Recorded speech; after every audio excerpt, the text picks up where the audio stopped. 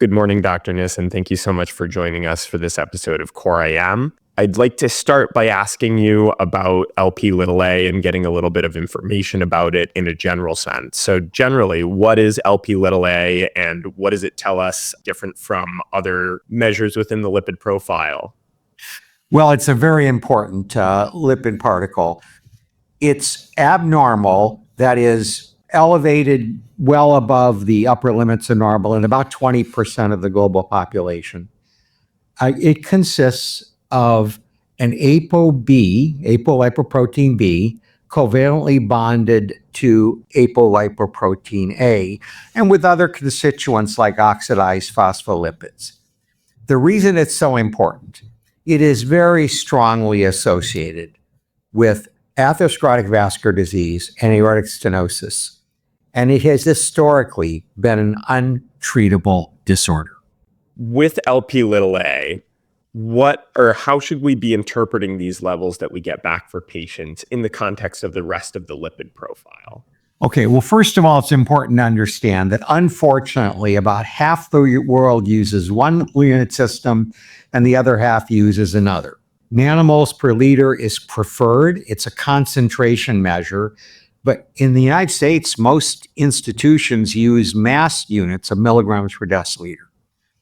The interconversion is not easy, but about 2.4 to 1. In other words, if you're at 100 milligrams per deciliter, that's about 240 nanomoles per liter. Now, risk probably goes up all the way down to zero, like LDL. So each increment of increase increases risk, but we generally consider levels above about, 50 to 70 milligrams per deciliter or 125 to 150 nanomoles per liter as being strongly associated with disease.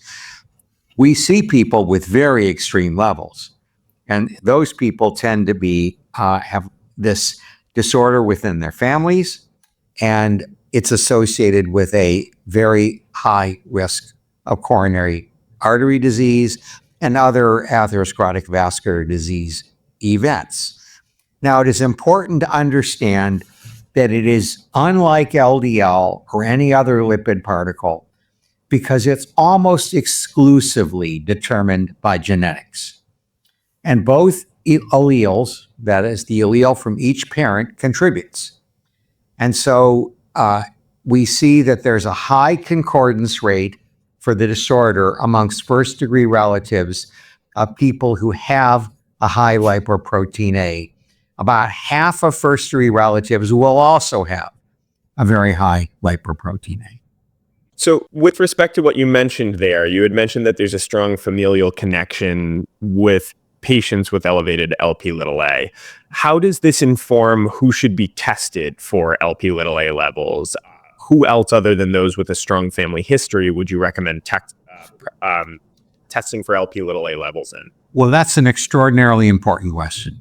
Most of us working in the field and some organizations like the National Lipid Association recommend that every person, every adult, have it tested at least once, preferably early in life, like in their 20s. Once you've obtained a level, there is no reason to repeat it in the absence of some therapy because it doesn't change.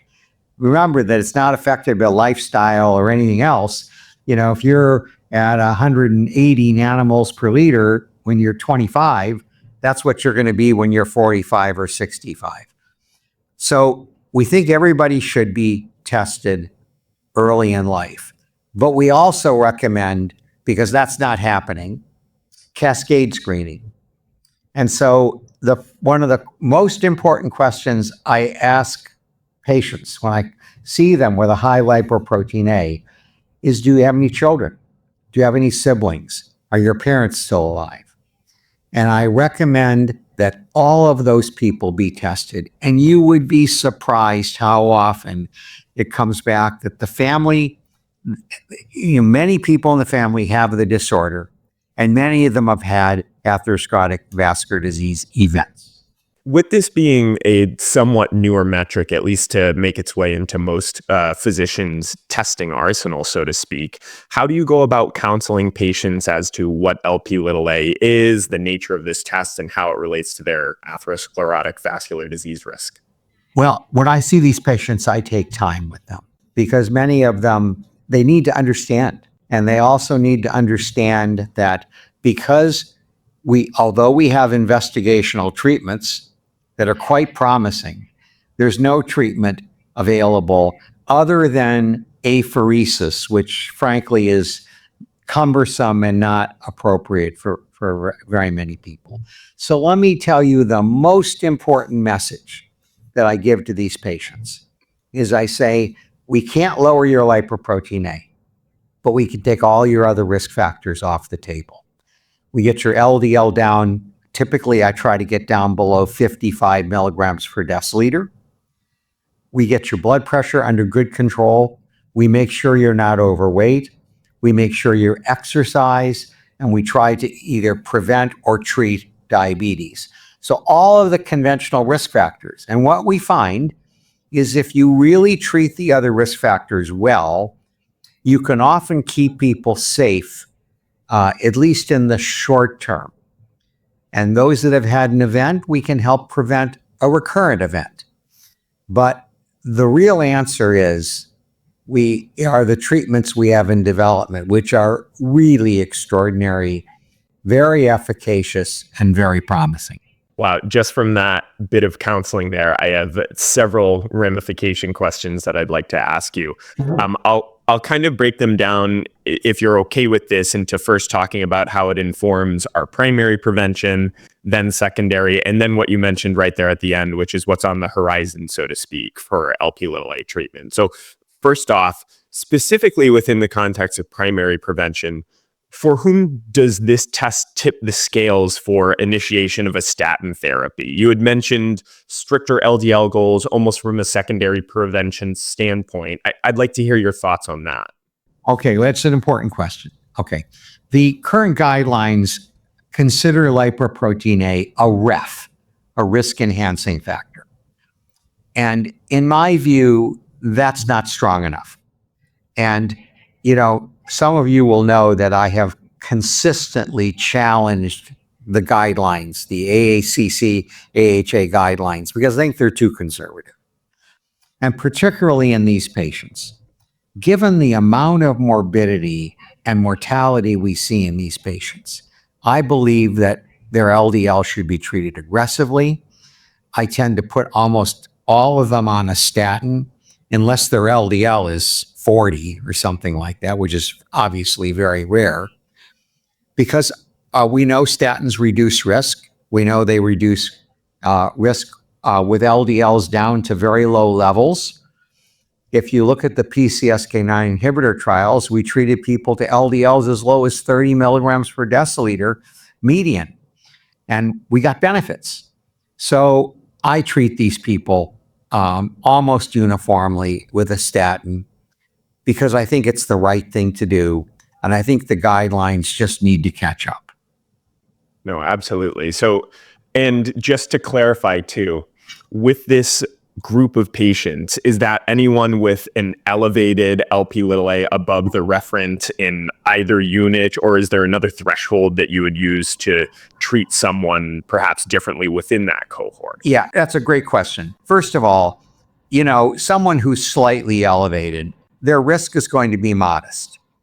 The risk scales as you go to higher and higher lipoprotein A levels. I begin to be concerned and begin to counsel patients about very aggressive treatment. If their Lp(a) is greater than about 70 milligrams per deciliter, or maybe 125 to 150 nanomoles per liter. At those levels, I think very aggressive treatment of their LDL and other risk factors is warranted. If you're in that borderline area, if you got a lipoprotein A of 40 milligrams per deciliter or 80 nanomoles per liter, well, it all depends on other factors. one of the things we will do sometimes is do a coronary artery calcium score. And if you've got somebody that's on that borderline area and they have a calcium score in the 80th or 90th percentile, that tips the scales as well. So we can bring other evidence to bear on whether to treat or not treat. I also will routinely check a high sensitivity CRP. And if their CRP is above 2 milligrams per liter, then that's going to tip the scales. So like everything else that we do, decision-making, number one, should be shared. This should be a shared decision-making situation with patients where we tell them the risks, we try to get as much information we can, and we make a decision together on what to treat and how intensively to treat, using all the information available, CRP, coronary calcium score, and then the strength of the family history. So what should we do? I see these patients every Friday. I have a clinic. It's mostly lipoprotein A patients. They come from all over the world. They find me and they'll come in and they'll say, everybody in my family's had a heart attack, a stroke, bypass surgery, or a stent in their late 30s, early 40s, early 50s. And their levels modestly elevated. What should I do? Should I let them go about, standard prevention measures, or should I more intensively treat them?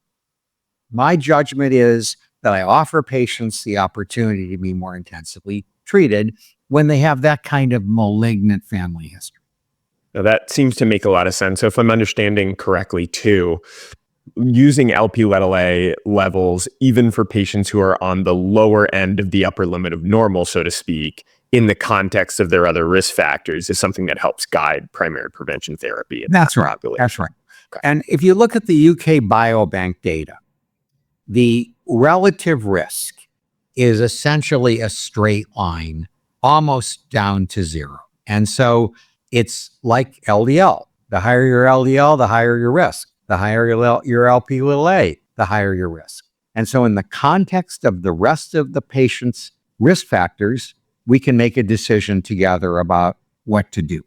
Wonderful. With that said, so I know certainly statin therapy, aggressive lifestyle modification, all pillars of primary prevention. Is there any role of aspirin for primary prevention in this patient population, specifically given the pathogenesis of ASCVD with Lp(a)? You are going to some of the core questions that we grapple with. We don't have very good data. We have some data from some of the aspirin trials that does suggest a benefit of aspirin in primary prevention in people with a high lipoprotein A. It's not very good data. It wasn't primarily what they were investigating. That being said, because lipoprotein A is both pro-atherogenic and pro-thrombotic, I treat many of these people with low-dose aspirin, and I treat almost nobody else in primary prevention with low-dose aspirin, but these people I make an exception for. No, that certainly seems to make sense, just understanding the pathophysiology of their disease. With that said, even further, I know one of the only therapies that is out there that has been shown to lower Lp(a) are the PCSK9 inhibitors. Aside from those patients who are not meeting their LDL goal just with statin and ezetimibe alone, are there any patients with extremely high Lp(a) levels that would warrant or that would be considered for PCSK9 therapy independent of their LDL? I know there are people that do it. I don't. And I'm going to tell you why. If you look at some of the data, let's say from the 4A trial, the people that got the biggest reduction in lipoprotein A were people that had kind of mid-range, low to mid-range lipoprotein A levels. Those in the top quartile got a 16 milligram per deciliter reduction in lipoprotein A. It's not very much. And you've got a therapy, that's expensive, requires self-injection every couple of weeks, has no substantial data suggesting a benefit. So I don't do it.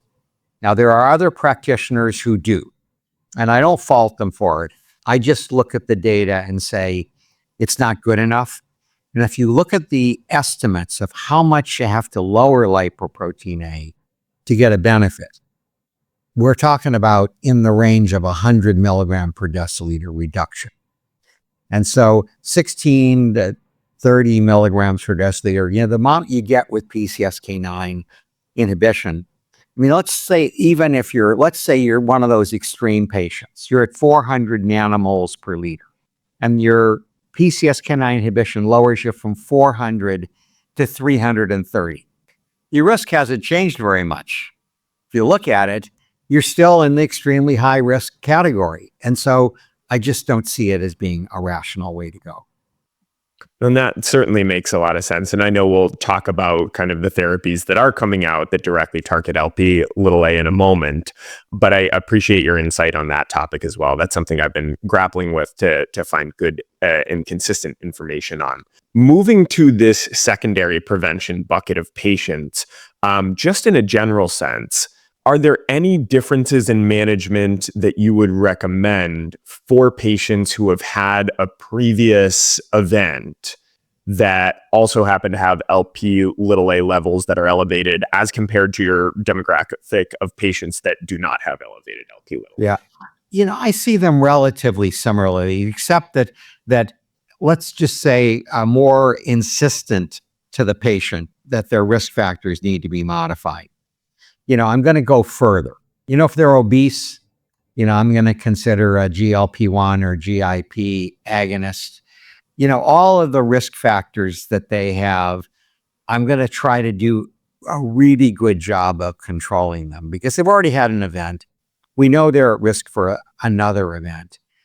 These are the people that, yes, it's shared decision-making, but when I talk with them, I say, you really do need to deal with these risk factors. If you have a high lipoprotein A and you have poorly treated diabetes, or you have hypertension not well controlled, you're just asking for trouble. And so I'm much more insistent on treating those other risk factors. Well, that certainly makes a lot of sense with everything you've mentioned to this point about optimizing every other variable as much as possible for this group of patients. In a similar sense, in patients who have had an MI, had a stent placed, you have two patients with an identical stent after an event. Does elevated LP little a inform your decision-making on who to prolong courses of dual antiplatelet therapy versus, more of a traditional 12 months? How does that kind of guide decision? Yeah, I don't modify. I don't, give dual antiplatelet therapy differently for those patients. Now, maybe I should. But, in the absence of data, yes, we have to sometimes guess at what's right. But I like to have at least some data before I'm going to make a recommendation. And I really don't have any here. Now, there are practitioners out there that are throwing everything but the kitchen sink at these patients. And maybe they're right. But there are also harms. Dual antiplatelet therapy, we know that there's some clear evidence that in the long run, there may be, bleeding harms that occur and so on. And so I try to balance it out and make a decision that's rational here. We may learn more in the future, but right now we don't have any evidence. Okay, that certainly makes a lot of sense as well. To backtrack just a bit, something I've been trying to grapple with is how to integrate LP little a and ApoB levels. I know that was, a metric that was gaining a lot of popularity previously. And, with the rise of LP little a, it seems to have tapered off a bit.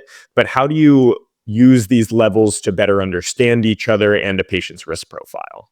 So first of all, ApoB has a little bit better predictive value with respect to events than LDL. It's not a whole lot better. It's a little bit better. And frankly, it's probably not better than non-HDL. And so given the fact that I'm going to drive LDL down really almost as low as I can, I'm not really very likely to check an ApoB. I will look at the non-HDL because that is also a very good predictor. But this doesn't really alter the strategy, in my opinion. And the one thing these patients often come in and they've had these NMR lipid profiles, and it's just a terrible waste of money. I'm going to treat them the same way, regardless of whether they have, small LDL or not small LDL. It's the LDL stupid. And so that's what I focus on. And I know there are other people that want to get really fancy with all the other measures. But frankly, if I know the CRP and I know the LDL, and sometimes I know the calcium score, and I know the Lp(a), I pretty much know what to do. Are there any cases where you would find discrepancies between values in someone's lipid profile that would lead you to dig a little bit deeper into some of the more nuanced values? That's something that has come up kind of in some other interviews, and I'm just curious what your thoughts are there. It's just not what I do, and the treatments remain the same. What am I going to do? I'm going to give people a robust dose of a statin. Sometimes I'll add ezetimibe when it makes sense to do so. I'll try to drive their LDL down to very low levels. But if your LDL is, 55 milligrams per deciliter, there's not much else I can learn about their lipids that's going to make much difference to what I do. Okay, that definitely makes sense there. I certainly want to make sure that we have time to talk about some of the therapies that are emerging to target Lp(a) specifically. And I would love to hear your insight on the topic. What is out there, how you use this information to inform patients or discuss with patients, and how those conversations typically go.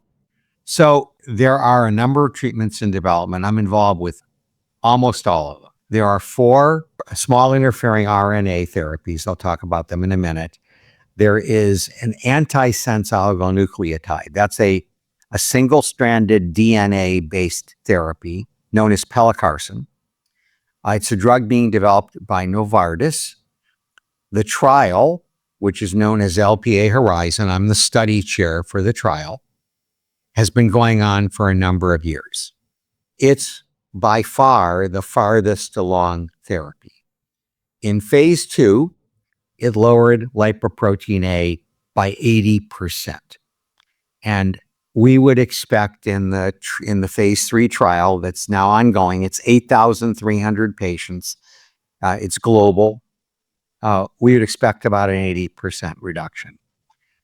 We will find out whether major adverse cardiovascular events are reduced by pelacarsen within the next couple of years. I have a pretty good idea when the trial is going to end, but I can't disclose that to you.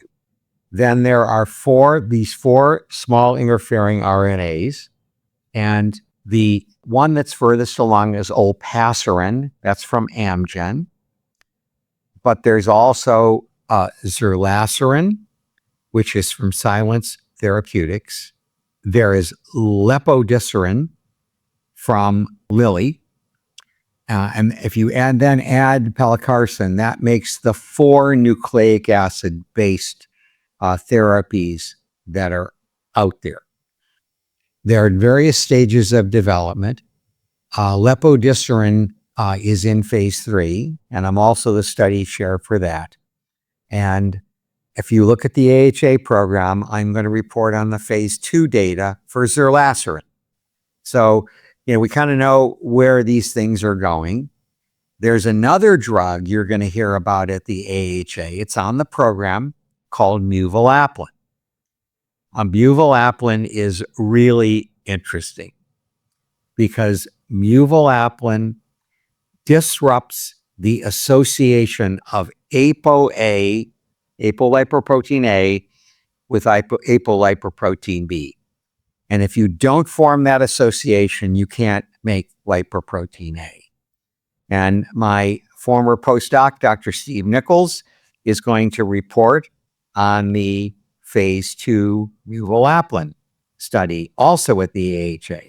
So that Monday afternoon session will have a lot of new information that I think people will find, very informative. Those are fundamentally the treatments that are coming along very well. Wow, it certainly seems like there's a lot of exciting therapies that are emerging for targeting Lp(a). Just for the general internist audience, would you be able to give just a very short explanation on how these therapies kind of work at a cellular level? I can. Pelacarsen, which is the antisense oligonucleotide, single-stranded DNA, it basically gets into the hepatocyte, and it is designed to disrupt messenger RNA for apolipoprotein A. If you don't make apolipoprotein A, you can't assemble lipoprotein A particles. These small interfering RNAs, olpasiran, zerlasiran, and lepodisiran, they're double-stranded RNA. They tend to have a longer duration of action, because what happens is they get into the hepatocytes. And by the way, all of these nucleic acid-based therapies are conjugated with a kind of a sugar called N-acetylgalactosamine, or GalNAc. GalNAc has a receptor in the hepatocytes. So when you give it subcutaneously, it gets into the serum, but it doesn't stay very long because it gets picked up by the hepatocytes due to the active transport from the GalNAc moiety. But the small interfering RNAs, they form what's known as a RISC complex, an RNA-induced silencing complex. And in that complex, the messenger RNA is trapped and degraded. And the small interfering RNA then persists in the RISC complex and goes on to degrade more messenger RNA as it's made. The phase 1 trial of the longest duration drug was lepodisiran. I presented last year, and a 608 milligram dose reduced LPA levels to undetectable levels for 9.4 months. And at 337 days, almost a year, levels were still 94% below baseline. But all of these drugs are given anywhere from every 12 to 24 weeks, and they have prolonged duration of action, which has some benefits, although pelacarsen is given monthly, which is also pretty convenient as well. People don't mind giving GLP-1 agonists every week, so a monthly, or PCSK9 inhibitors every 2 weeks. So any of these drugs are going to be an advance if they can show, and they must show, a reduction in major adverse cardiovascular events. The FDA will not approve these drugs unless we show clinical benefit. Wow, thank you so much for running through the mechanisms of action there. It's certainly fascinating. I was hoping you could speak to just work along. One thing I will add to that, and in a general sense, is are there any, I actually did remember what I was going to ask, pardon. How do you go about speaking with patients at this stage about what is available and what is coming up, so to speak, for targeting Lp(a)? Well, what I do, because I've been involved in all these trials, is I direct patients to a trial if I think they are potentially eligible. One thing that is different about the lepodisiran phase 3 is it's the only phase 3 that has primary and secondary prevention patients.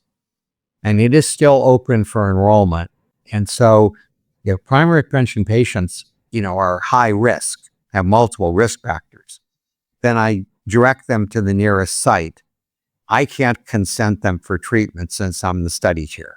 So they have to go to somebody else who's not involved in the leadership of the trial, and I send them to those people. And then they get an informed consent, and some of them are ending up enrolling in the trials. So that's a big benefit. But I also have to inform them that these are placebo-controlled trials. They have a 50% chance of getting a placebo. And I also tell them that they can't check their lipoprotein A while in the trial because that would be an unblinding event. And we don't want that to happen. All right. Well, this is a very important question. Knowledge is power. Everybody needs to know what their lipoprotein A level is, including both of you.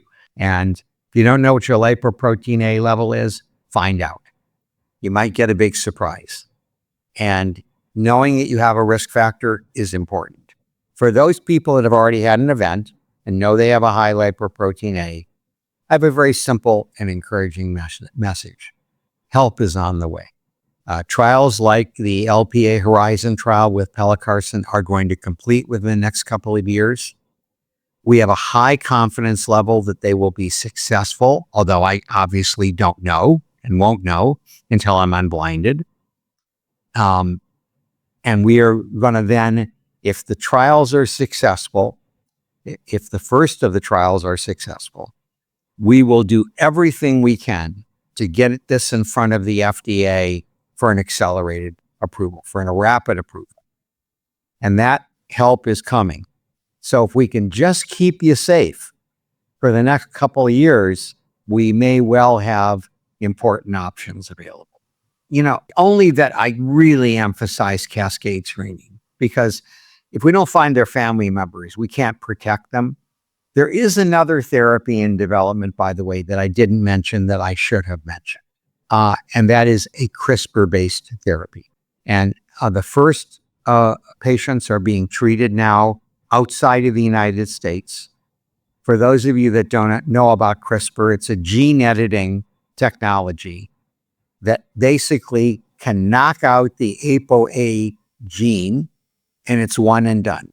So people that are at high risk have the potential to be treated with something which will permanently alter the gene responsible for apolipoprotein A and prevent its formation.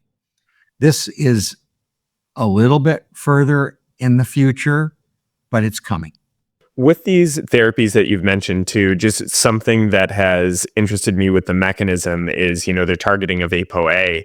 Does that affect other values within the lipid panel? Does this affect LDL-C? Are they also able to lower those values as well? Well, it's very interesting because all of the nucleic acid-based therapies lower both LDL and ApoB. Now, the mechanism here is very complicated, because there is LDL cholesterol in the lipoprotein A particle. So if you lower lipoprotein A, you will lower LDL cholesterol in the way that it is currently measured. Whether that will contribute to the benefits or not, we don't know. But both LDL and ApoB go down in the range of 20, sometimes even as much as 30%. And so that's not a trivial reduction in those other lipoproteins, but the effect that it has is uncertain. There's also a decrease in oxidized phospholipids, which are believed to be part of the pathophysiology of the disorder. So, we're going to find out a lot more, because when we complete the trials, we'll do secondary analyses and try to understand the mediators of benefit. And I'm hoping that we do see benefit. We'll look at those other mediators as well. Wonderful. So as I understand, the reduction that we would be seeing in the LDL as it's currently measured is largely attributable to reducing the Lp(a) level itself. That's what we think. But it's complicated. And it's complicated because of the nature of the assays. So, it remains to be seen, whether that is a contributor to the benefits that we hope we'll see with these therapies. Thank you so much. And something that we love to try to emphasize on CoreAM too, because we find that it helps integrate concepts and help learning stick, so to speak, is if you've had any memorable patient encounters or experiences where Lp(a) has truly changed their management, their perspective on their own atherosclerotic cardiovascular disease risk. I'm sure there are many to choose from, but just if any generally come to mind that would kind of help hammer home some of these learning points. There are so many. There are some people, very, very famous people, whose names you would recognize immediately, who I've seen. And they're very poignant stories. And I have families where both parents are afflicted and have levels in the range of 300 or 400 nanomoles per liter, who have children, teenage children, who have levels that are similarly high. And we've checked them and we found that out. And what has happened in those families is that everything that can be done is being done for the children.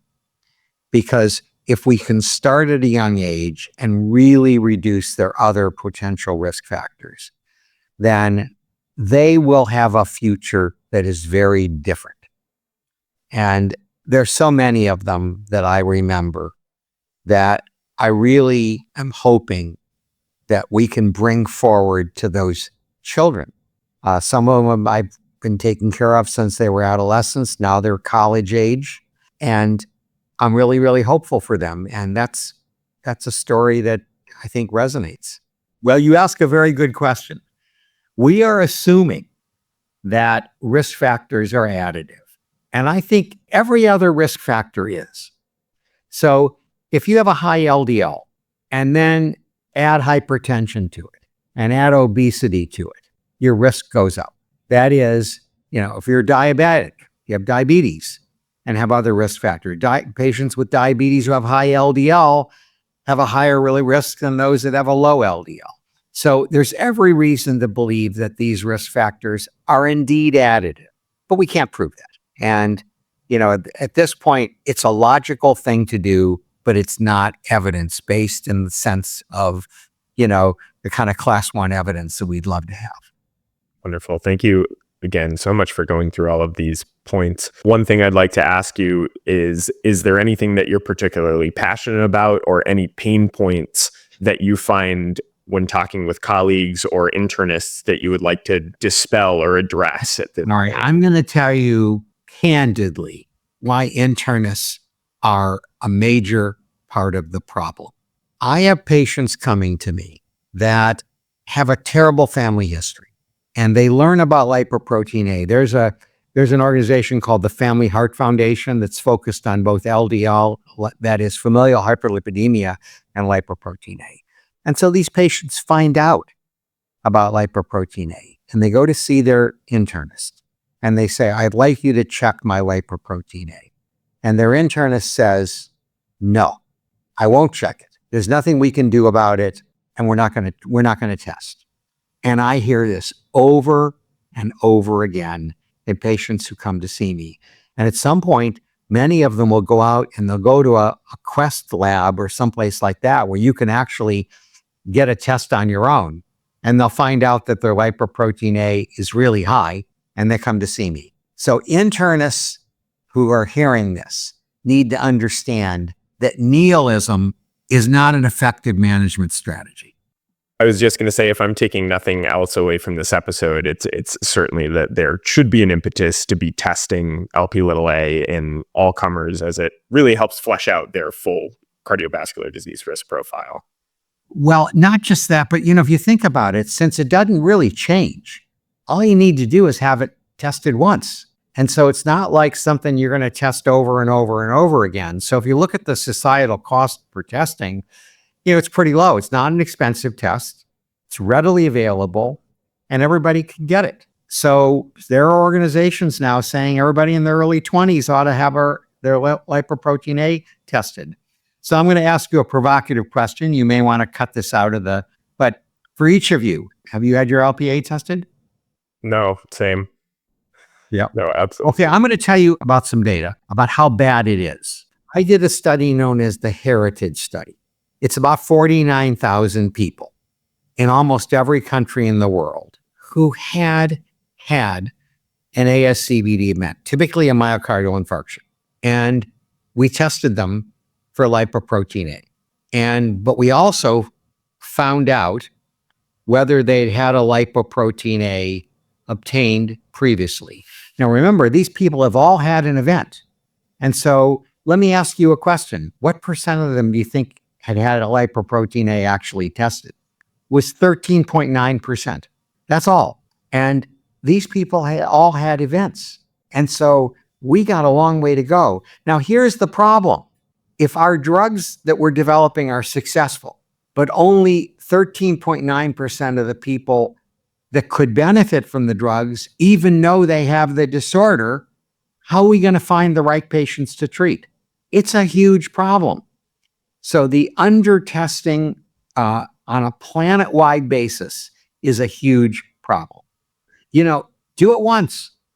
Test everybody once in their lifetime, hopefully when they're younger. Because if you're 25 years old and you find out that your lipoprotein A is 350 nanomoles per liter, are you going to do anything differently? Am I going to counsel you to do anything differently during the course of the next few decades of your life? You bet I am. And so it is informative.